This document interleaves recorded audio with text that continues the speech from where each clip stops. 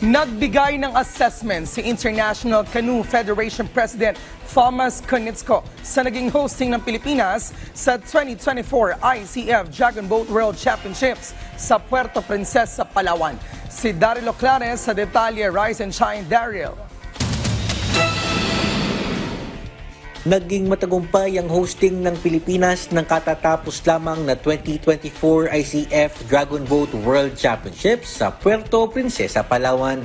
Bukod sa pinakamahusay na performance ng Philippine Dragon Boat Team, naging makasaysayan din ang World Championships ngayong taon dahil ito ang unang pagkakataon na isinagawa ito sa bansa at sa Timog Silangang Asya. Sa panayam ng PTV Sports kay International Canoe Federation President Konietzko, pinuri niya ang naging magandang hosting ng bansa sa pinakamalaking Dragon Boat Race event ngayong taon.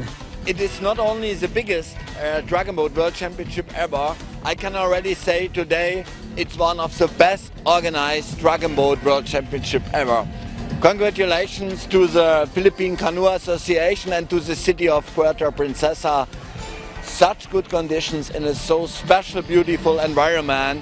And all the teams, and that is most important, enjoy the special mood, atmosphere, and the special environment. Ibinahagi rin ni Konietzko na malaking tulong ang pagsasagawa ng taunang World Championships upang tuluyang maisama ang Dragon Boat Racing sa Olympics. Naging demonstration sport ang Dragon Boat Racing noong 2024 Paris Olympics pero hindi pa rin ito makasama sa 2028 Los Angeles Olympics. It's a long way to become an Olympic sport.